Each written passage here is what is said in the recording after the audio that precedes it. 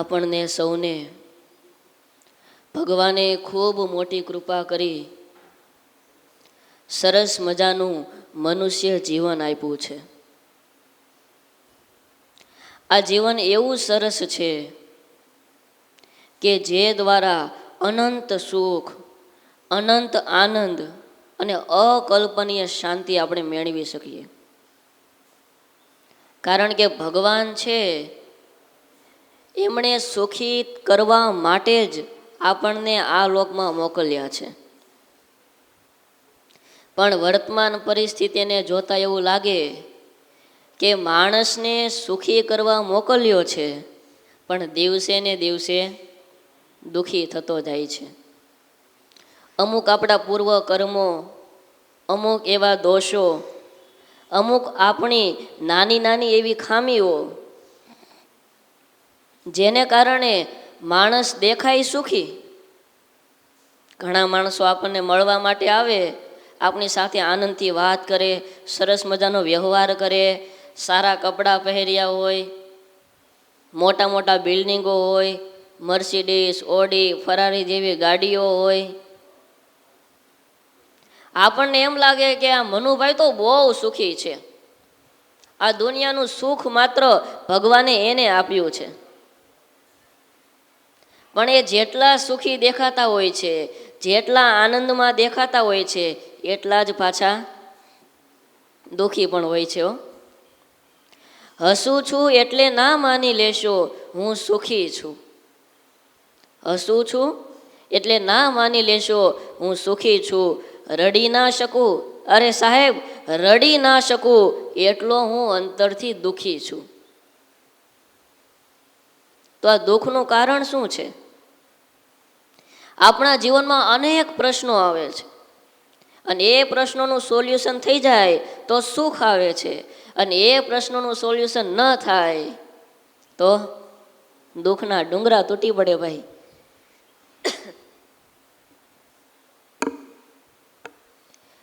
દરેક વ્યક્તિને સુખ જોઈએ છે, દરેકને આનંદ મેળવવો છે.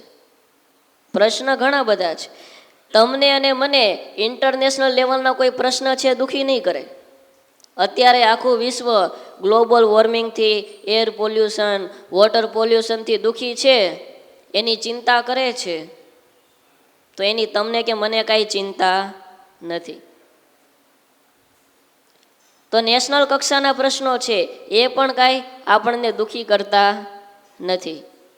કોઈ પણ પક્ષ આવે કે બીજા કોઈ પણ નિર્ણય લેવાય તો એ કાંઈ આપણને દુઃખી કરતા નથી. સ્ટેટ લેવલના પ્રશ્ન છે એમાં પણ આપણને દુઃખ થતું નથી. હમણાં થોડા દિવસ પહેલાં ઉત્તર પ્રદેશમાં 72 બાળકો એક સાથે મૃત્યુ પામી ગયા. કેટલા? 72 બાળકો. આમાંથી ઘણા બધાને ખબર હશે. તો એ સમાચાર સાંભળી અને તમને કેટલું દુઃખ થયું?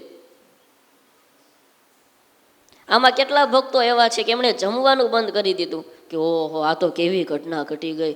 72 બાળકો મૃત્યુ પામે, નવજાત શિશુ, આવો દુર્લભ મનુષ્ય જન્મ મળ્યો અને આપણે બેદરકારીને કારણે ખોવાઈ દીધો. તો ઉપવાસ કર્યો કોઈએ? નહીં. નહીતર કેવો મોટો પ્રશ્ન કહેવાય. પણ એમાં પણ કંઈ દુઃખ થતું નથી. અરે રાજ્યની વાત છોડો, આપણા સિટીમાં કે આપણી સોસાયટીમાં કોઈના ઘરે દુઃખ આવે છે, કોઈના સ્વજન એ દેહ મૂકી દે છે, તો પણ આપણને દુઃખ થતું નથી. પણ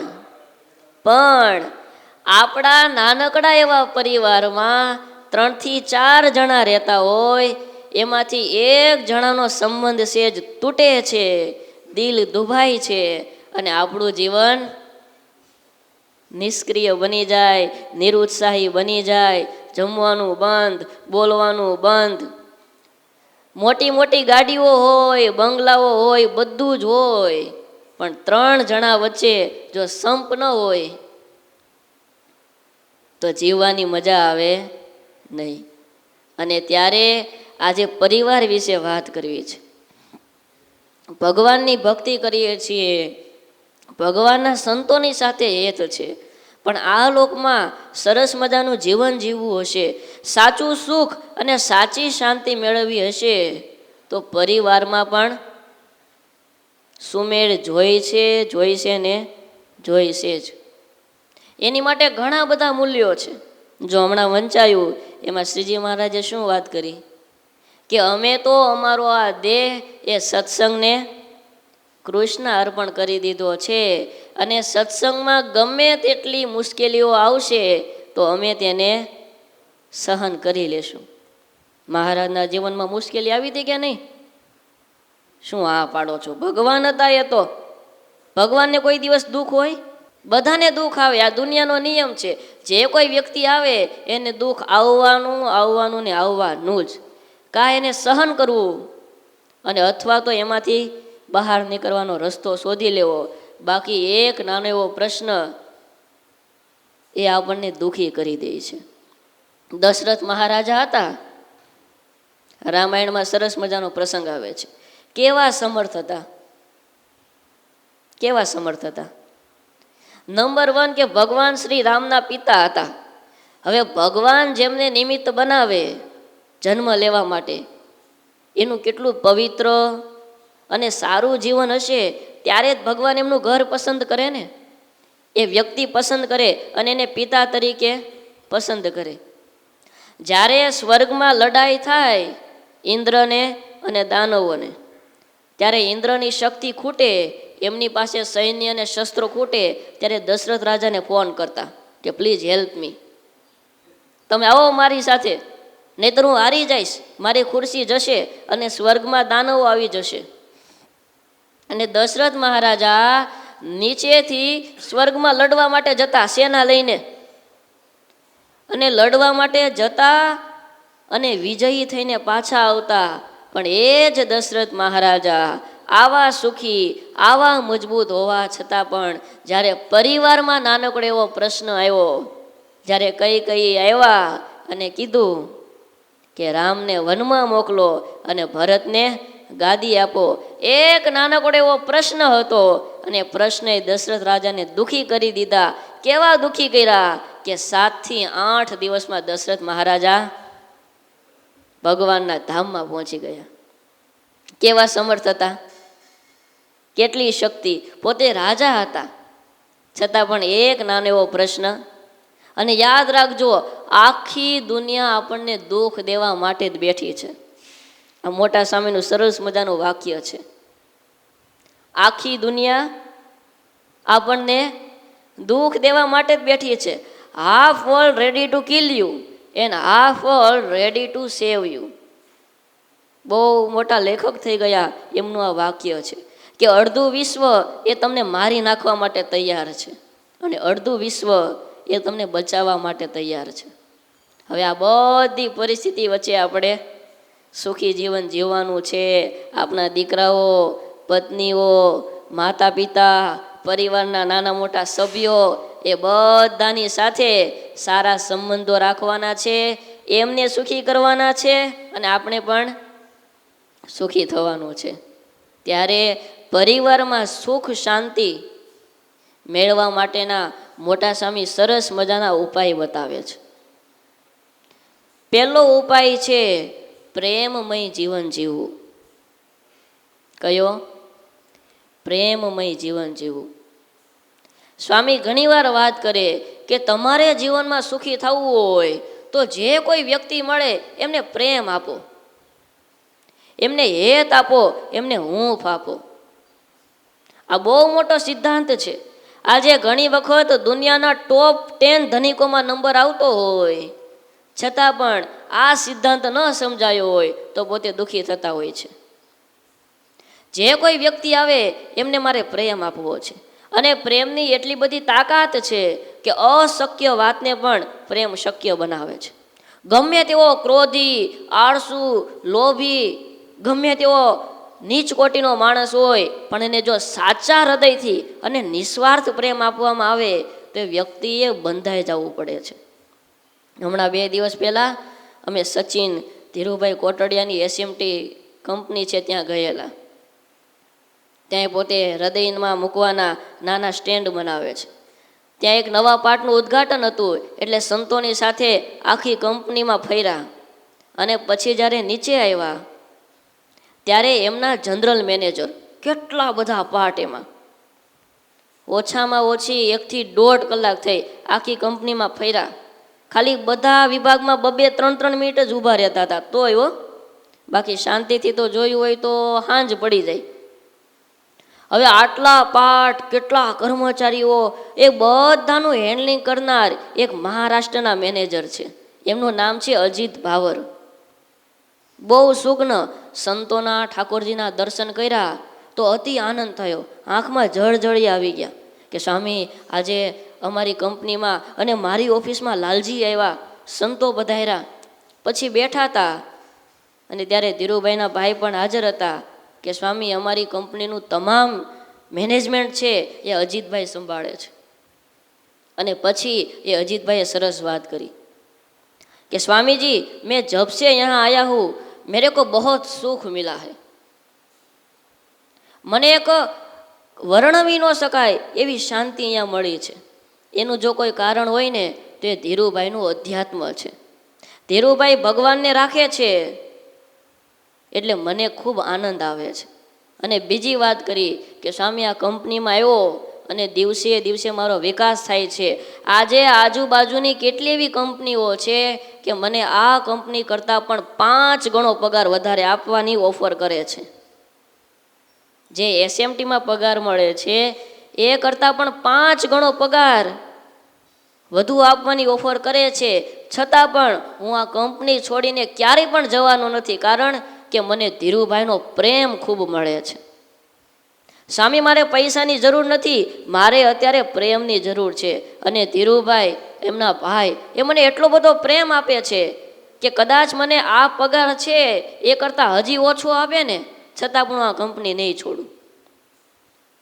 હવે મહારાષ્ટ્રનો વ્યક્તિ છે, એમનો પરિવાર બધો ત્યાં છે, એમને પણ પૈસાની જરૂર તો હશે ને, છતાં પણ જ્યારે વ્યક્તિને નિસ્વાર્થ ભાવે પ્રેમ આપવામાં આવે ને ત્યારે વ્યક્તિ છે એ કદાચ સામેવાળાની ગમે તેવી ભૂલ હોય ને છતાં પણ એને ભૂલી જતો હોય છે. ત્યારે ઘરમાં ઘણા બધા સભ્યો રહેતા હોઈએ, બાળકો હોય, પત્ની હોય, સાથે રહેતા હોઈએ, ભૂલ તો થવાની જ છે. આ દુનિયામાં એક એવો વ્યક્તિ ગોતી દો કે એમનાથી ક્યારેય ભૂલ ન થાય. છે કોઈ એવા? જે વ્યક્તિ આવ્યો છે એમનાથી ભૂલ થવાની ને થવાની જ છે. પણ એ ભૂલને ભૂલી જવાની છે અથવા તો એ ભૂલને માફ કરવાની છે. અને એ ભૂલ માફ તમે ત્યારે જ કરી શકો કે જ્યારે આપણા હૃદયમાં પ્રેમનું મીઠું ઝરણું વહેતું હોય.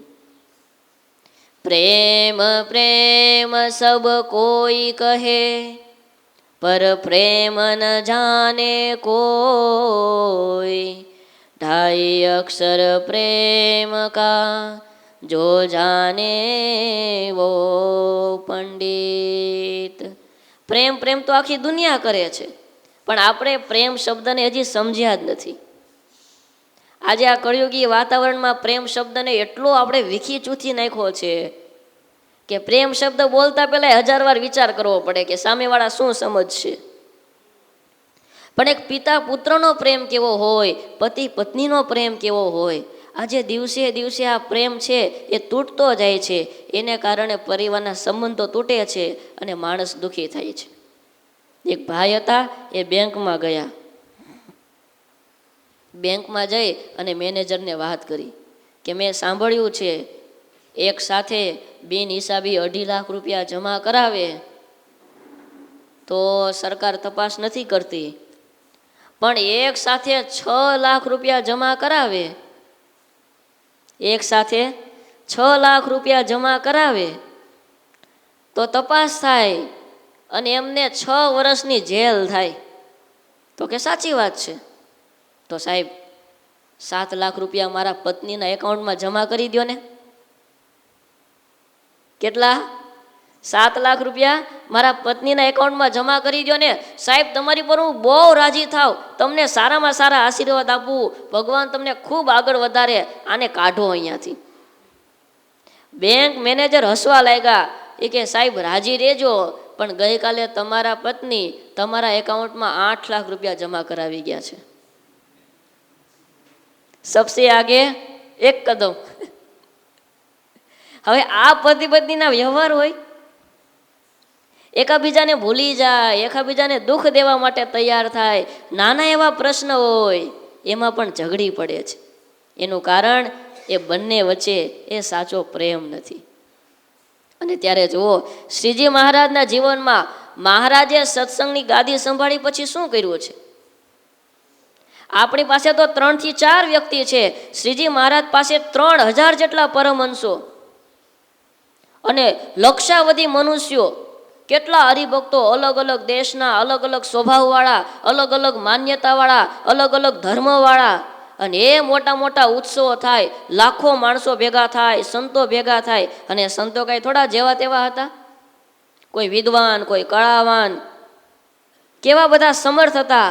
અને છતાં પણ એ બધાને એક સાથે રાખી અને સંપથી મહારાજ જીવન જીવા છે. કારણ કે મહારાજે બધાને પ્રેમ આપ્યો છે. સંતોને મહારાજ શા માટે જમાડતા? તો કે એક સંતો પ્રત્યેનો પ્રેમ હતો. હરિભક્તોને સુખી કરવા માટે મહારાજ ગામડે ગામડે ફરે, એ હરિભક્તોને રાજી કરે, એમના ભાવ પૂરા કરે, એમના કોડ પૂરા કરે. મહારાજે ભક્તોને, સંતોને ખૂબ પ્રેમ આપ્યો છે. એને કારણે નાનકડો એવો ઉત્સવ હોય તો પોતાના ખેતરમાં 100 વીઘાના કપાસ ઊભા હોય, તે કપાસને મૂકી કે મારે ક્યાં જવું છે? શ્રીજી મહારાજના સમયમાં જવું છે. પોતાના પરિવારનો ત્યાગ થઈ જાય, પોતાના દીકરાઓનો ત્યાગ થઈ જાય. એ શા માટે?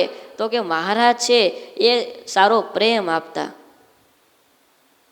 ત્યારે આપણા પરિવારમાં પણ જો પ્રેમ આપવામાં આવે ને તો 50% પ્રશ્ન સોલ્વ થઈ જાય. એક નાનકડું એવું ગામ, એમાં એક નાનો એવો પરિવાર રહેતો. એમાં પ્રિન્સ કરીને એક નાનો એવો દીકરો એમના મમ્મી પપ્પા સાથે રહે. એકવાર સવારનો સમય, એમના મમ્મી વહેલી સવારે ઉઠ્યા અને બીજા માળે રહેતા હશે, ત્યાંથી નીચે ઉતરતા હશે અને સીડીનું એક પગથિયું ચૂકાઈ ગયું અને ગબડતા ગબડતા નીચે પડ્યા. હવે જેવા નીચે આવ્યા અને નીચે સીડીનું એક પગથિયું હશે સીધું કપાળમાં વાગ્યું અને કમરમાં પણ જબરજસ્ત મૂઢમાર વાગ્યો. અને જોશથી રાડ પાડી, બચાવજો, હું પડી એમ રાડો પાડવા લાગ્યા. આ પ્રિન્સ પણ ઉઠી ગયો, એમના પપ્પા પણ ઉઠી ગયા. દોડતા બંને નીચે આવ્યા, જોયું ત્યાં એના મમ્મી છે એ આડા પડી ગયા છે, લોહી નીકળે છે અને બેભાન જેવી અવસ્થામાં.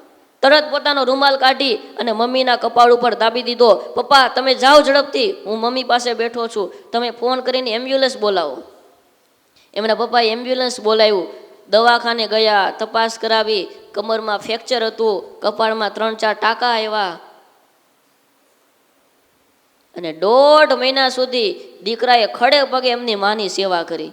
એમને પાણી લાવી દે, ટાઈમે ટાઈમે દવા પાઈ દે.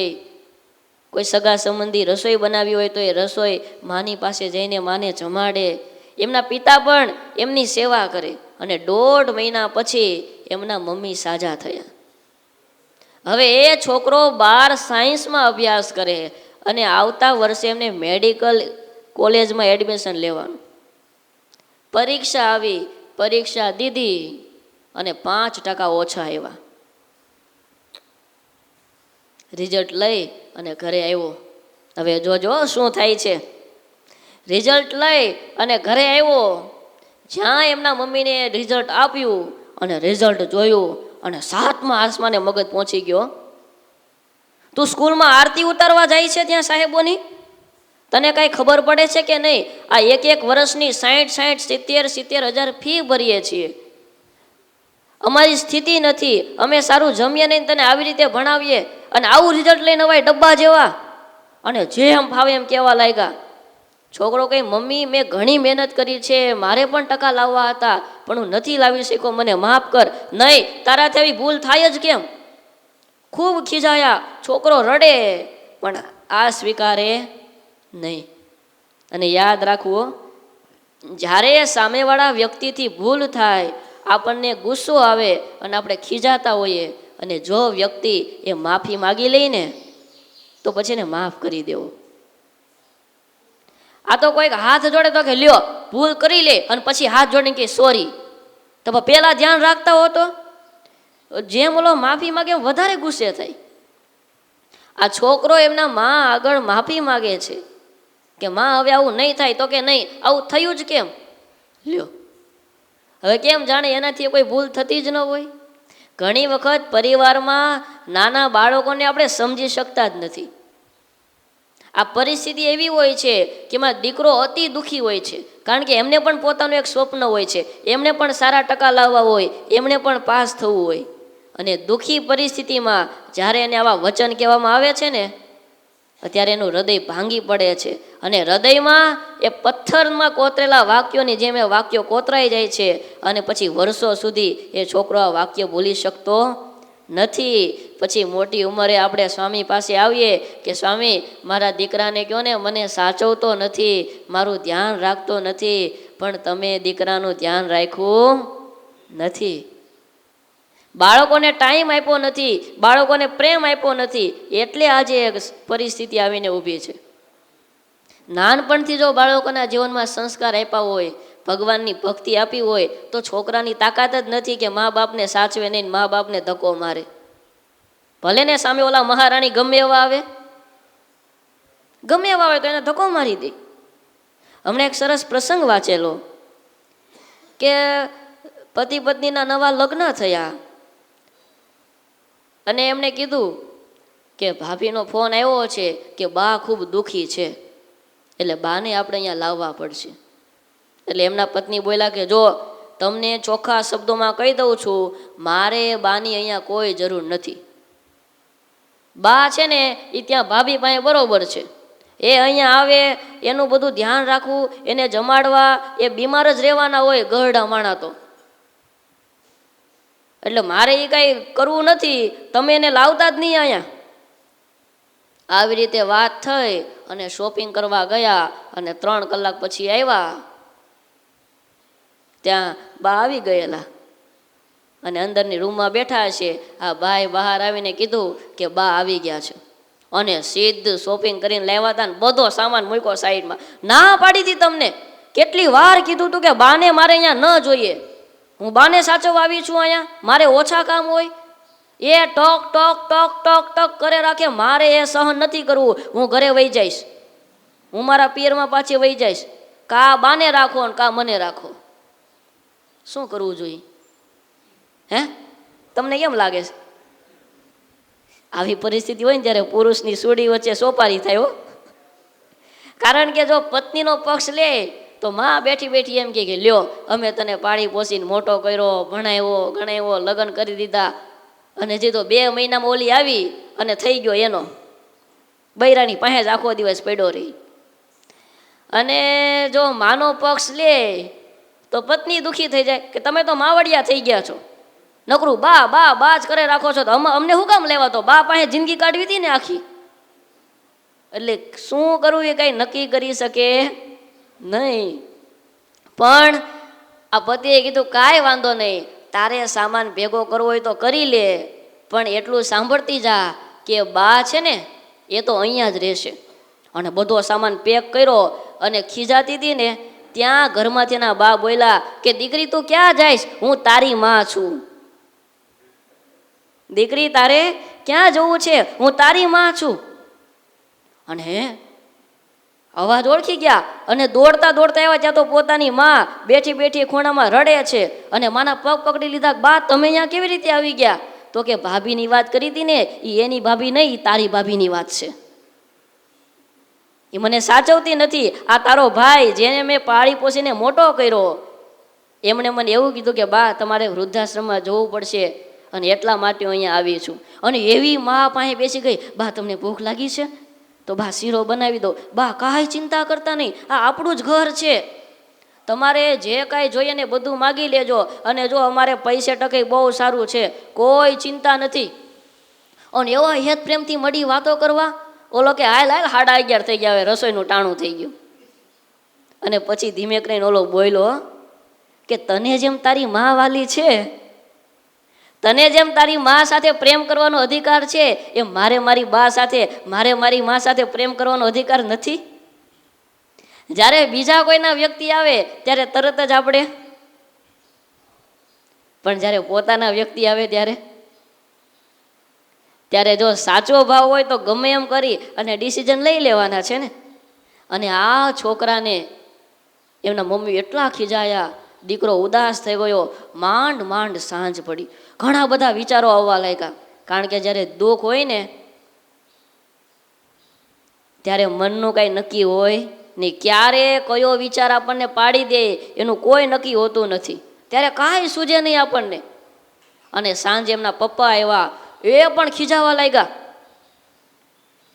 અને એમણે થોડોક માર્યો દીકરાને. અને એના પપ્પા પણ અતિશય ખીજાણા. અને છોકરો મોંઘો ઊભો સાંભળે. હવે 17-18 વર્ષનો છોકરો, એમના પપ્પા એમના મમ્મી બંને ખીજાય અને આંસુડા પાડતો સાંભળે છે. હવે સાંભળે છે કેવડી મોટી વાત કહેવાય હે, નહીતર આજે સાંભળે કોઈ? હજી તો 6 વર્ષનું ટીંડોરિયું થયું ને ત્યાં સામું બોલવા મળે. તમારું મન નહીં કહેવાનું, મન બધી ખબર પડે છે. હજી તો ઉગીને ઊભો થયો હોય કે બધી ખબર પડે છે. લ્યો, અને આ 16-17 વર્ષનો છોકરો ઊભો સાંભળે છે. અને તોય પાછા એના બાપા બોલ્યા કે મૂંગો સાંભળે છે શું, કાંઈક ફાઇટ ને મોઢામાંથી મગ ભર્યા છે.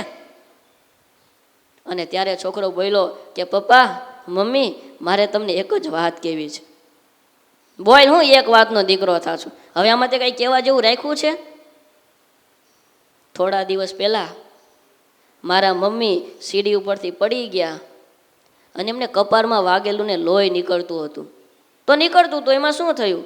પણ પપ્પા ત્યારે હું ત્યાં જઈ અને એમ બોલ્યો હોત કે મમ્મી તારે ધ્યાન રાખવું જોઈએ ને, અત્યારે લેમ્પ ન કરવો જોઈએ, આ સીડીમાંથી પડી ગઈ, હવે તને કોણ સાજી કરશે, રસોડું કોણ બનાવશે? અને તમે આવ્યા અને આવીને મમ્મીને ખીજાણા હોત કે આવડી મોટી થઈ હાલતા નથી આવડતું, આ પડી ગયા કમરમાં વાગ્યું, આ 3 ટાંકા આવશે, છે આપણી પાસે પૈસા, એમ ખીજાણા હોત તો મમ્મી તારી શું હાલત થાય?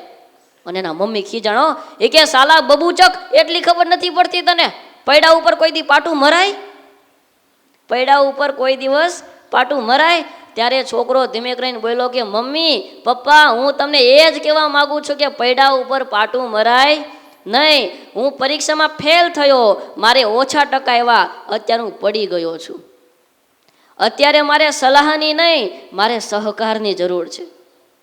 તમે મને પ્રેમ આપો, તમે મને પૂછો તો ખરા કે કેવી પરિસ્થિતિ હતી. મેં ઘણી બધી મહેનત કરી છે, મેં ઘણો બધો પુરુષ પ્રયત્ન કર્યો છે, પણ ઓછા ટકા એવા, એમાં હું શું કરું? ત્યારે દરેક વ્યક્તિ છે ને એ પ્રેમનો ભૂખ્યો હોય છે.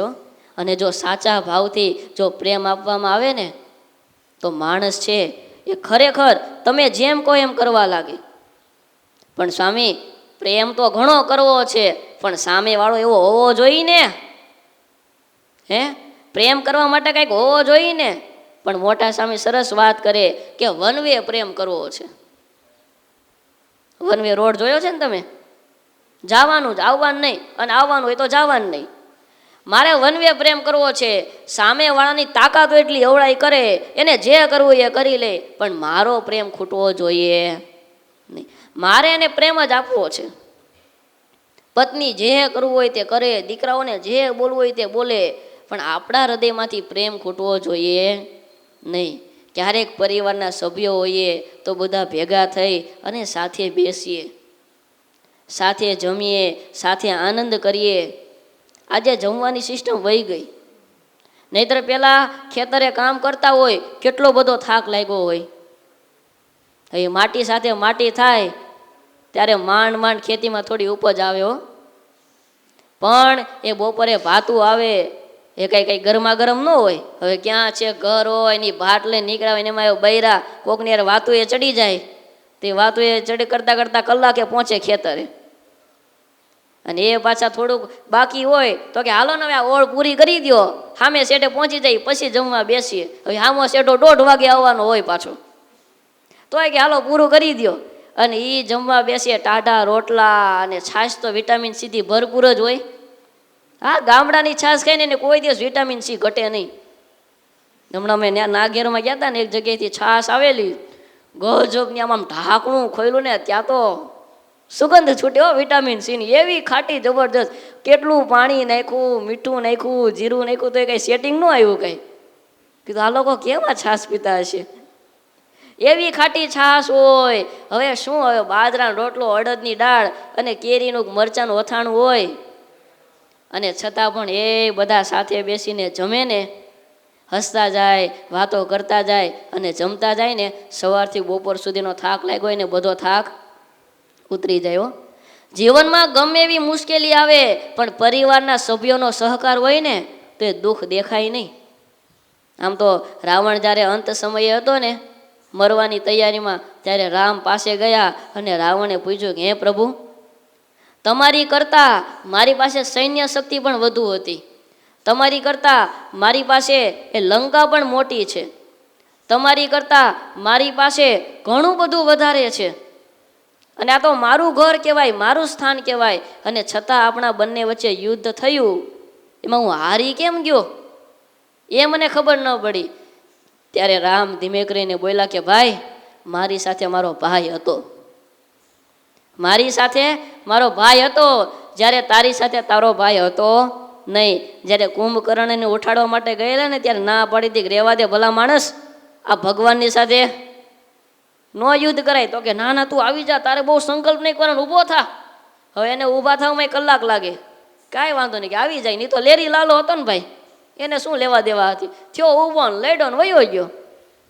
પણ જ્યારે પરિવારના સભ્યો સાથ છોડી દે ને ત્યારે નાનું એવું દુઃખ હોય એ પણ મોટું બની જાય. ત્યારે શ્રીજી મહારાજે પણ એ કેટલું સુખ આપ્યું, કેટલો પ્રેમ આપ્યો. અને મહારાજ વખતના ઘણા એવા પ્રસંગો છે કે મહારાજને સંપ બહુ ગમતો.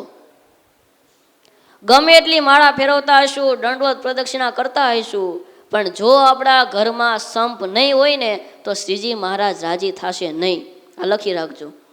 ભલે ગમે એવા સારામાં સારા ભગત હઈશું, પણ ઘરમાં બધા એકાબીજાને દુઃખી કરતા હશું, એકાબીજા સાથે બોલતા નહીં હોઈએ, તો એ ઘરમાં ભગવાનને આવું ગમે નહીં. શ્રીજી મહારાજ એક વખત ફરતા ફરતા એ કચ્છમાં પધારેલા, અને એ કચ્છમાં માનકુવા ગામના નાથા ભગત શ્રીજી મહારાજના બહુ એકાંતિક ભક્તરાજ હતા. અને માનકુવાથી મહારાજ એ વિથોણ ગામ ગયેલા. એ આ નાથાભાઈ છે, એમના દીકરી દેવબાઈ એમને વિથોણ ગામમાં પરણાવેલા. અને વિથોણ ગામ ગયા અને ત્યાં ફરતા ફરતા મહારાજ બીજી વાર માનકુવા આવ્યા. અને ત્યાં આવ્યા અને ત્યાં બેઠા હશે, નાથાભાઈ મહારાજની પાસે આવ્યા. મહારાજ કે ભગત કેમ છે વ્યવહાર પાણી? મહારાજ બહુ સારું છે અને પરિવારમાં પણ સુખ શાંતિ છે. પણ મહારાજ વિથોણ ગયેલા ને, વિથોણથી આ દીકરીના સસરાએ મહારાજને કહેલું કે સ્વામિનારાયણ ભગવાન, તમે તો બહુ મોટી મોટી વાતો કરો અને તમારા ભગત બહુ આવા હોય ને સમજણવાળા હોય, પણ તમારા ભગતની દીકરી અહીંયા સાસરે આવેલી અને રીસાઈને પાછી વહી ગઈ છે. અને મહારાજ ત્યાંથી માનકુવા આવ્યા. હો મહારાજ કે નાથા ભગત, તમે એમ કહો છો કે પરિવારમાં બધા સંપીને રહી છે, પણ તમારા દીકરી દેવબાઈ ક્યાં છે? મહારાજ એ તો ઘરે આવ્યા છે. કેમ? મહારાજ ત્યાં એમને નથી બનતું. મહારાજ કે બને કેમ નહીં, બોલાવો દેવબાઈને. અને દેવબાઈને બોલાવ્યા, મહારાજની પાસે બેઠા. મહારાજ કે દેવબાઈ, તમારે ત્યાં શું વાંધો પડ્યો કે તમે સસરાના ઘરેથી પાછા અહીંયા આવી ગયા? ત્યારે બોલ્યા કે મહારાજ, ત્યાં હું રહું ને તો મારા ધર્મ નિયમ નહીં ટકે. એ બધા કુસંગી છે, એ ડુંગળી લસણ ખાય છે, ભગવાનને માનતા નથી, અને મહારાજ જેમ ફાવે ને એમ બોલે છે, માટે મહારાજ મારે ત્યાં જવું નથી. મહારાજ કે દેવબાઈ એવું ન કરાય, તમારે થોડુંક સહન કરવું પડે તો સહન કરજો, પણ તમારે અમારા ખાતર એ વિથોણ ગામમાં જવું પડશે. અરે મહારાજ મારે ત્યાં નથી જવું, બસ હવે હું આજીવન સાંખ્ય યોગ ધારણ કરીને મહારાજનું ભજન કરીશ. મહારાજ કે એવું ન બોલતા, જો તમે એવું પગલું ભર્યું ને તો અમે અક્ષરધામમાં નહીં આવવા દઈએ. તમારે વિથોણ ગામમાં જવું જ પડશે અને ત્યાં જઈને ભજન ભક્તિ કરજો, અને અમે તમારા સસરાને સમજાવીશું, એ તમને કનડગત નહીં કરે, અને ત્યાં તમારે જવાનું છે. હવે ભાઈ મહારાજને શું લેવા દેવા? હે ને તો મહારાજ એમ ન કે હા એ વાત સાચી છે, સાંખ્ય યોગ ધારણ કરી જ લેવાય. આ કોઈને આવી બુદ્ધિ ક્યાં સૂજે છે ભગવાન ભજવા જોઈએ?